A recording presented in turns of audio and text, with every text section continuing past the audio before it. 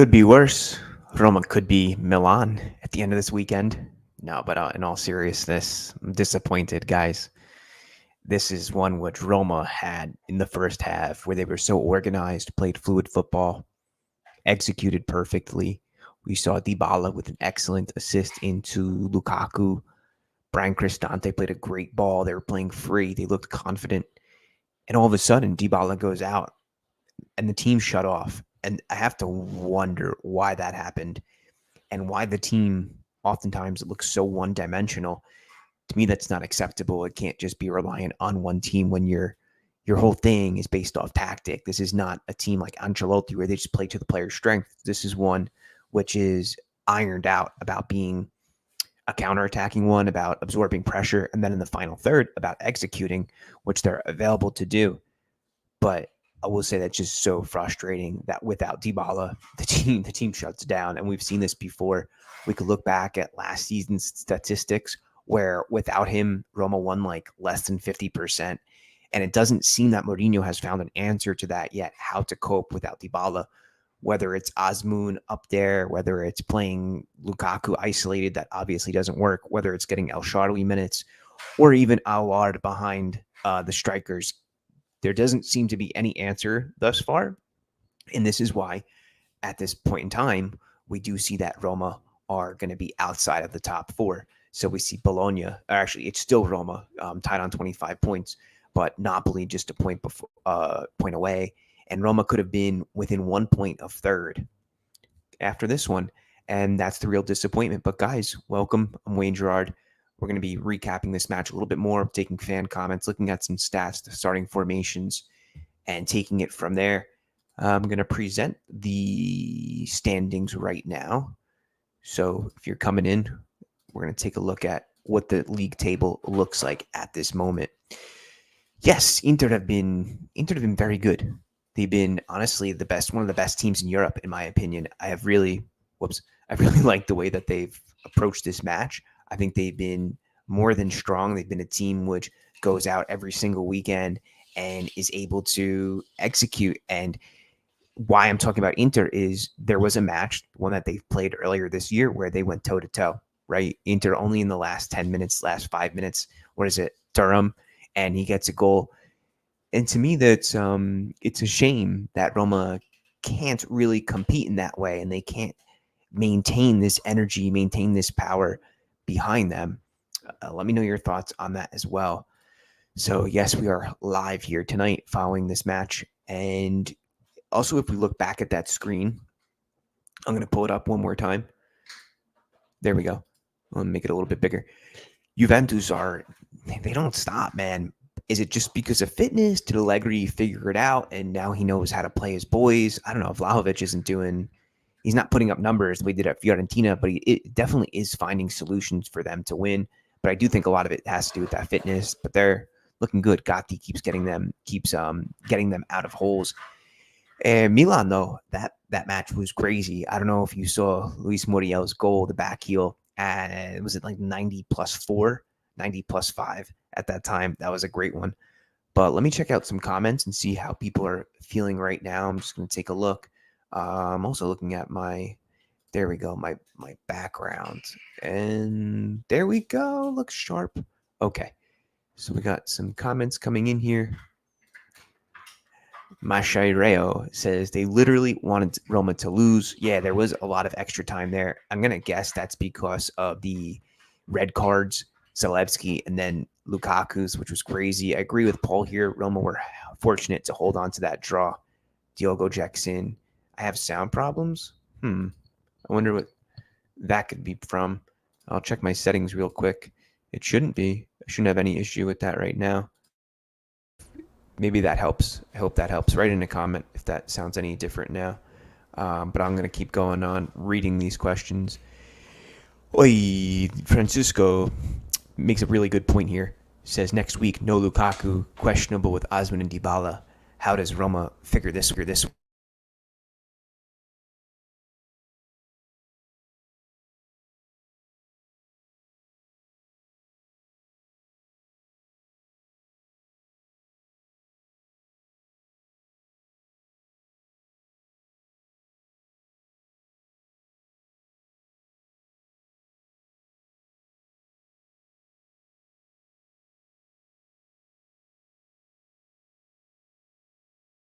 I don't know what happened. Sorry, guys. Mike went out for a second.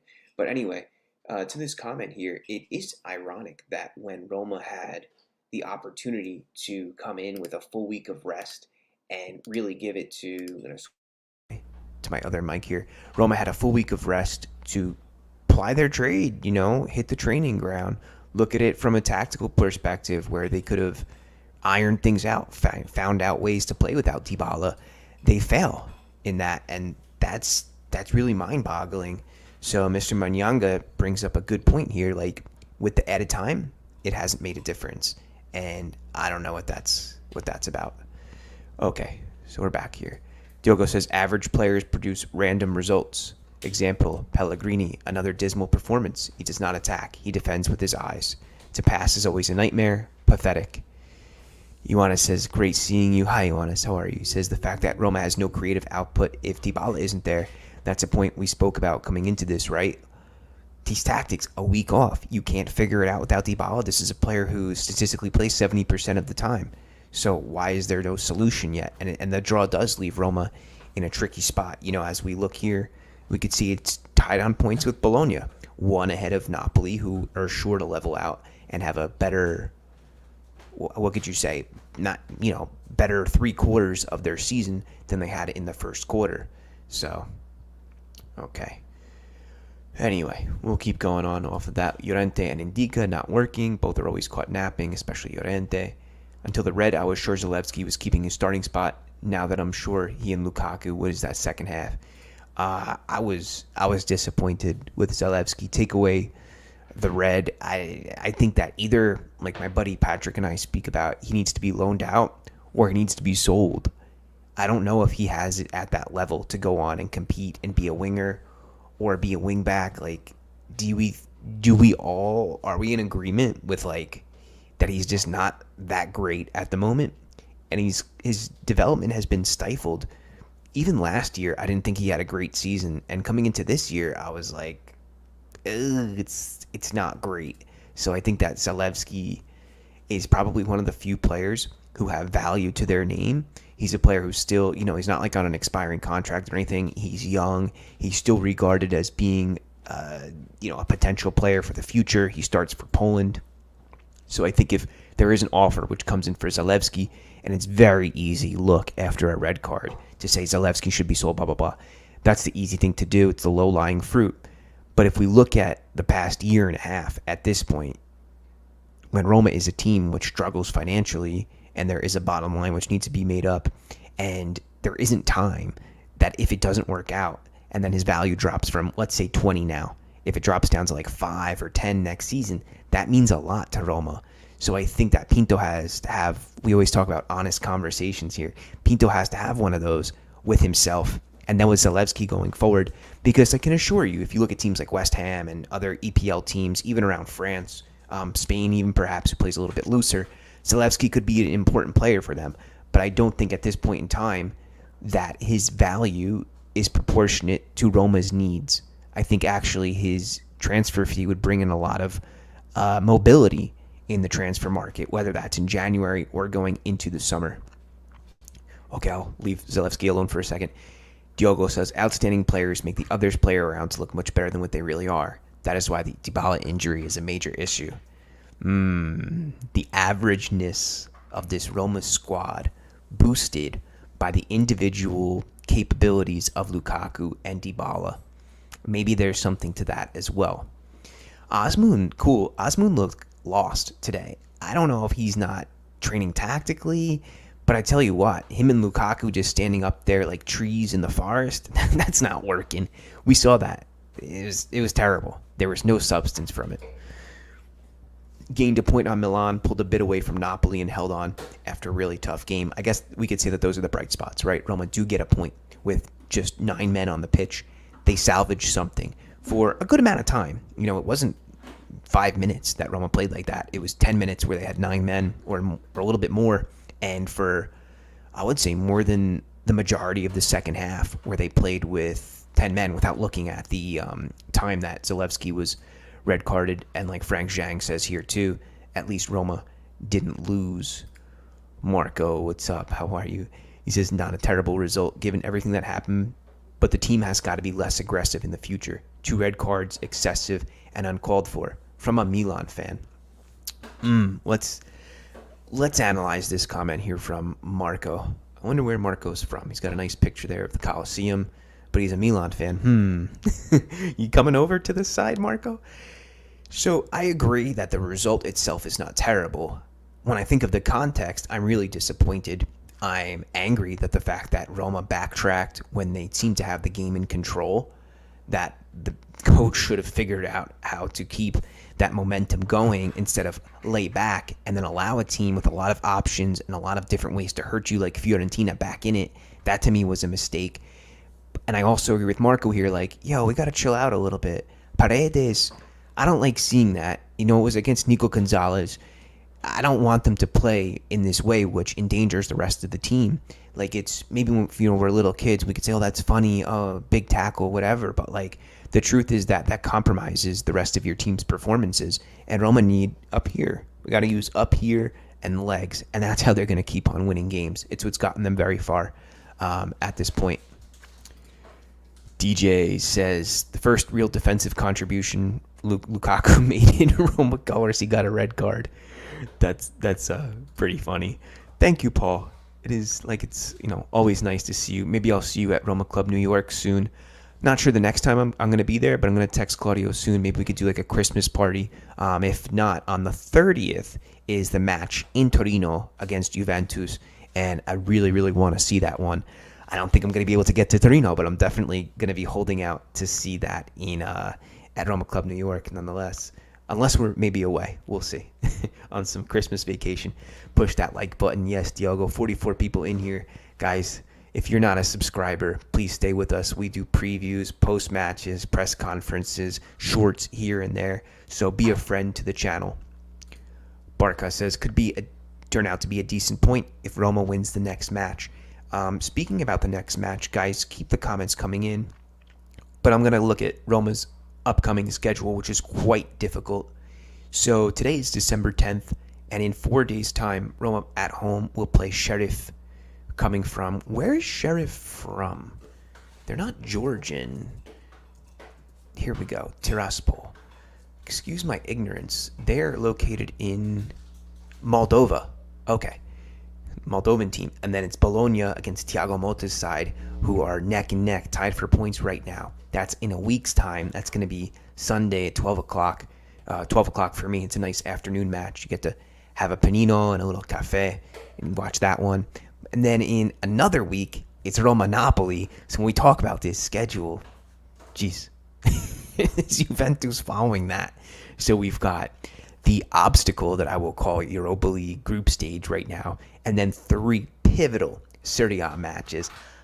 I would love for Roma to take 3 points at the Juventus Stadium, and it doesn't really get any better. Upcoming in the league, we see Roma-Atalanta, Milan-Roma. It's not going to get prettier. And then it's the turnaround. Salernitana, Cagliari, Inter. This spells trouble.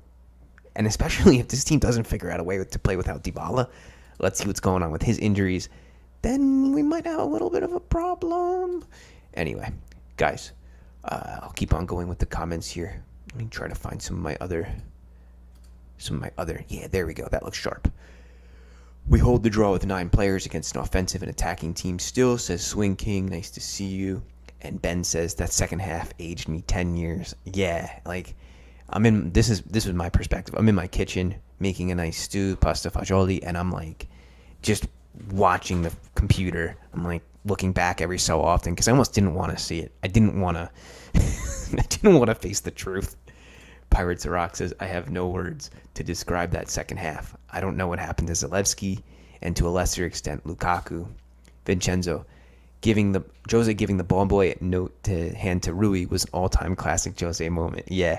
What did it say on that note? I think it said something like Bove or I don't know, but the camera picked it up. I wonder if there's no article about it yet, and I haven't seen it. But if you find something on social media, send that to me, and we can look at the secret, the Mourinho Gate secret note on that one.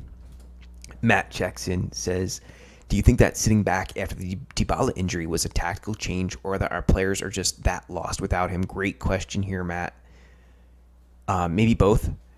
I think that Mourinho definitely held them back a little bit more.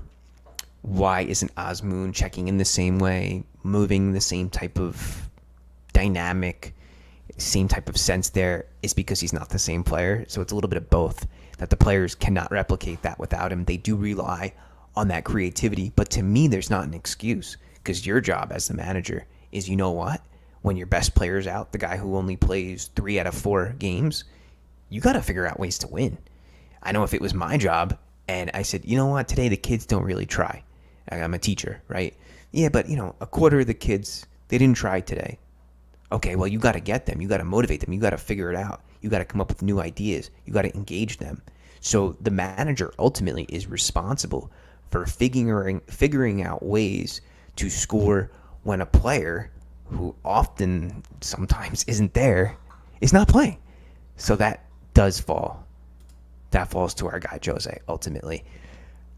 Are the players overshadowed? Another point, overshadowed by the fact that Dybala and Lukaku are so good. A little bit too. And that kind of, we give them unrealistic goals and targets that maybe the players all around are not that great. There's some merit to that as well. Look at Zalewski today, Christensen. Roma's tactic and Jose's way of playing is really based a lot about the wingbacks and them getting up the pitch, them suffering and containing that pressure. And when you have guys who are, Christensen can do a job. We saw him win the game for Roma last week. But Zalewski, let's face it, Christensen is not Cafu either. Okay, you see where I'm going with this? And Ragov says, since Dybala went out, Roma were playing with 10 men. Still a brilliant point. Love your post-match analysis. Keep them coming. Thank you, Dimitar. Nice to hear from you. Germanicus checks in, says, all considered, a draw is satisfactory. Manyanka says, low ball possession from the time Lukaku scored shows the weak mentality of the players. Well done for the draw, but another missed opportunity. I'll piggyback on the mentality here, but more so about the possession. Once Roma relaxed with that possession, I don't know if this was tactical or, like Manyanga says here, mentality, that screwed up the whole game. That was fatal for Roma tonight. Hell, Caesar. Oh, Marco says, the Verona Amphitheater, not the Coliseum. I was wondering, and I always had a soft spot for Roma since I was a kid. Totti, my hero. I'm from Chicago, mother Abruzzo. Very nice. Verona, one of the cities I would love to see. Looks charming. It's got the whole Romeo and Juliet backstory, but the river running through it. It's close to Trentino, Adige. It looks really pretty. I would love to see. Cool says, if I have to choose to keep Spina or Zalewski, I would keep Zalewski. Lately, when he was coming off the bench, he always gave something good. Amazing international break. Today, I thought he was very good until the red card. Our best 3. Ooh, I didn't, to be honest with you. And like I said, a lot of the second half I was cooking, and I didn't watch it as intently. The first half, I really liked Pellegrini, the way he played. I liked how he kept the midfield line organized, and he slotted back, but then edited in as a winger, and he played a lot of simple balls. He played the big ball when it was there to be played. Maybe as the game went on, he faltered, and I think that's not technical. I think that's just he's got to get used to playing with the boys again.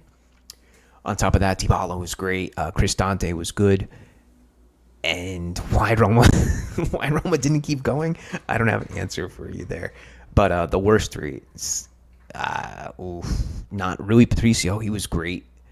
Paredes was poor. Ooh. Where are we going to go with this one? It's hard to say Lukaku was bad at all. I think it was like an overall approach rather than 3 really bad players. You can factor in Zalewski's red card. I thought Christensen actually had a decent match. I thought he added a lot into the attack. VR says Roma did all right. DJ says, issue with Zalewski is that he's becoming the new Florenzi. The position he's playing is definitely not his. He lacks the defensive awareness and hugely lacks the physicality of being a wingback. It's true. I wish this was true, Ben. Roma could use Marcos Leonardo right now. I think he could be the guy in January. Apparently, he hasn't scored in like 7 or 8 goals back in Brazil right now. We'll see what happens with that. Yeah, like DJ says here, that game Dumfries annihilated Zalewski. It was a boy versus a man. Uh, Passing, dribbling, shooting. 4-2-3-1. I think this as well. We haven't seen the 4-2-3-1 from Mourinho. It's a formation I would like to see, but what's going on there? I don't know. Oh, Sayan is here. Says, out of all those who got booked, I'm glad Roma have Mancini. He's one way from suspension. Unhappy with the lost opportunity, but glad Roma didn't lose. And here Ioannis gives his top three and worst three. Yeah, Azmoun was poor. Should add that in as well. Okay. Alex says, stop the Jose business. It doesn't suit you. You are petty these days. Thanks, Alex. Dashi's here, says Paredes, Zalewski, Pellegrini. I'd rather not speak. And I do think we need to apologize to Rui Patricio because he's saved Roma's butt quite a lot in recent times. Dashi says, match perfect example how boneless Roma are in attack without one man and how chaotic is the defense without Smalling. But it's not like there aren't options. El Shaarawy's there, Aouar, Pellegrini could be played in a different way. So for me, it's like, okay, Alex might say I'm petty with this, right? And that's fine. You could throw tomatoes at me from behind your computer screen all you want. Enjoy.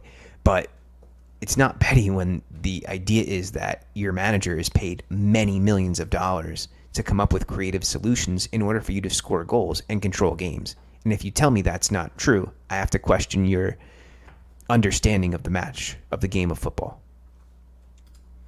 Okay, let's keep on going with that. Smalling, not back yet. Certified Paul, no. Thank you. My Shereo says options not good enough. Speaking about options, I did think that Fiorentina, their bench was impressive today. The fact that they could bring in Maxime Lopez, a player who I think would be great for Roma, who I thought would have been. It's slipping my mind at this moment who Fiorentina sold because they made quite a few good purchases like Beltran, who didn't play much today. Did he get subbed in? I forget. Enzola, Maxime Lopez, and these guys come in and they've got like a healthy team. Barak, whether he was, I don't know, he's this past summer or the summer before that. I think it was the summer before that. But yeah, like all around, Rocco Camiso has done a pretty good job. You know, he's a New York guy as well. So we've got that. I've got to at least wish him well. I don't have to support him, but there's that. Okay, guys, throw a like up there. 38 people in here right now. We're going to go on for just a few more minutes. You can keep the comments in as well. We'll do the Mourinho press conference tomorrow. We'll go over 3, 4, 5 key quotes from that and see what the boss has to say. Those will be on Twitter tonight, though, at Wayne in Rome. And I'm going to transcribe that anytime tonight as soon as we get a minute here. All right, let's see what else we got coming in. Keep them coming. A few more minutes, 41 people. Thank you, guys. Thanks for your support today. It's great to have a nice showing after a disappointing match. Dashi says, Dashi, when you coming on the channel, man, shoot me a message. Says, I don't understand how Cristante was any good today. Please, somebody explain this to me in detail. So many wasted passes out of position, just average. You know, when I said that, the reason why I thought he did okay today is because I thought that he showed the energy to get up, to try to make the passes. Like, he had the initiative. Whether he had the execution or not is a different story. But Dimitar, that was 3 years ago at this point. That's 3 summers ago. I think Jovic was alone, wasn't he? Or they signed him on a free from Eintracht? But, yeah, maybe they're still using... Yeah, I think that's true. Fiorentina's still living off of that sale. Good question, Ben. Where is Belotti? Is this... I don't want to say I'd rather keep Belotti than Azmoun because Azmoun's a loanee. But I got to wonder about the state of Belotti. Like, the guy started on fire and Roma haven't seen him since. Why is Mourinho not playing him? I'm curious. Not judging why. There must be something going on in training. Or he just finds that Azmoun fits the tandem a little bit better working off of Lukaku. Hi, Leo. Nice to see you. Love you all. Make sure you all like. Yeah, Wayne is the man. Thank you, Vincenzo. Dai Roma. We got to get Vincenzo back on the channel, too, from when he was at the Stadio Olimpico. That was really cool. Not sure what's going on with Azmoun. We'll get that injury report. If I'll check Football Italia in real quick. But as we discuss, the there we go. As we discuss this coming schedule, man, what's that Lukaku suspension going to be like? That could be 3 matches if Serie A comes down on him and decides, the nature of that tackle was so. This is the top story right now.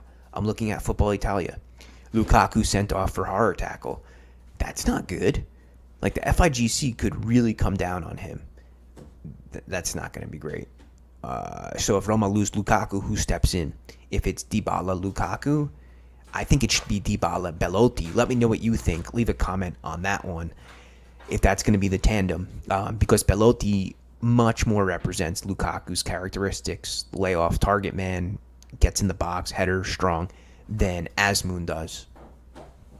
Ben says if today was any indication, Belotti has to be in the mix more than Azmoun going forward. Feel like Azmoun is best as a threatening sub off the bench later in the game. Totally agree, Ben. Ben says, let's just take a second to recognize how awesome Roma were before Dybala decided to knock himself out. Could have easily been led 2-0, 15 minutes into the match. Yeah, so man of the match to me, I agree with Pirates Rock here, who I'm going to write this as a comment. Who's your man of the match? My wife said should we be happy that they're baby losers today and not big losers.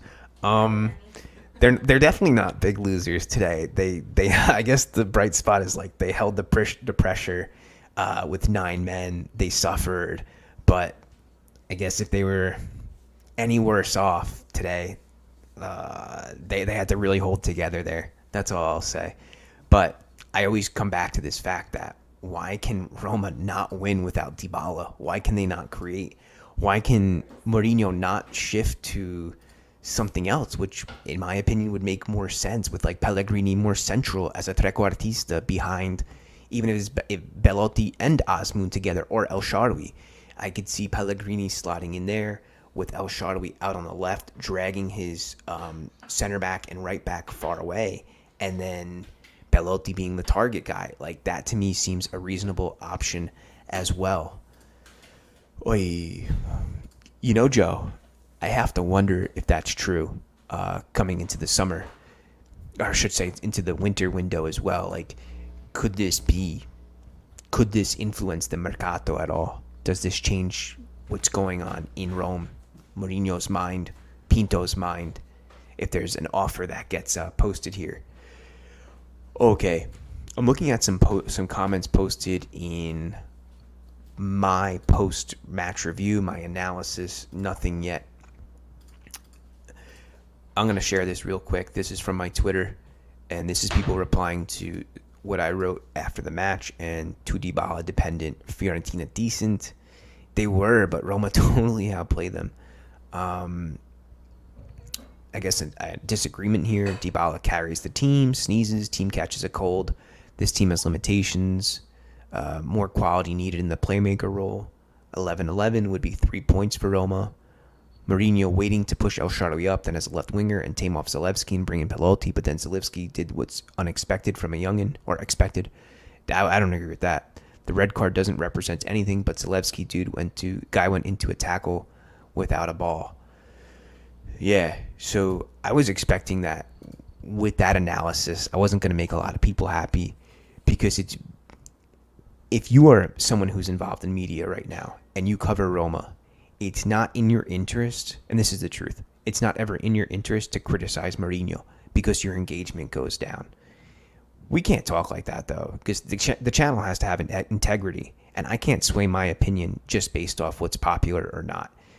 So to me, I agree with many of the points represented today, that Roma lack quality, that Roma are an average team without Dybala and Lukaku, and I think my point should also be respected too, that the match was there, Mourinho has to figure out what to do when Dybala is not there, and that the team had the wrong approach following going up a goal and then starting to sit back too much.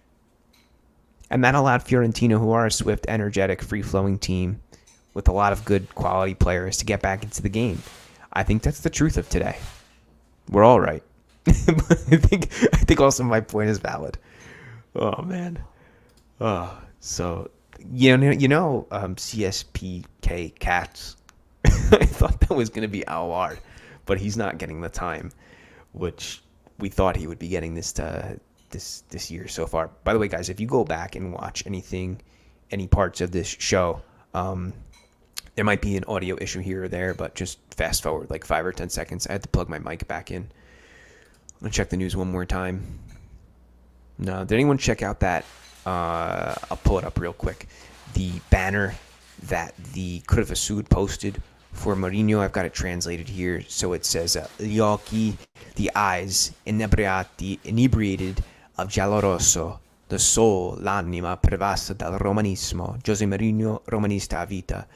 So that directly translates here as, I wouldn't say this is a correct translation. It's like the eyes full of yellow and red, the soul filled with romanismo, Jose Mourinho forever, Curva Sud.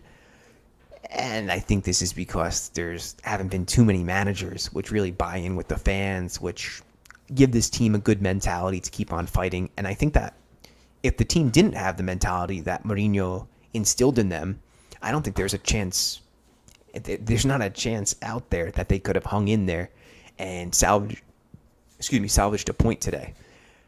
Tactically, everyone's got their opinions about Mourinho. But guys, thank you. Stay with the channel. Subscribe. We'll be doing, like I said, the Mourinho quotes tomorrow. You guys have a nice dinner. Get some sleep. Rest up for the week. Do some stretches before bed. I don't know. Say your prayers. Ciao.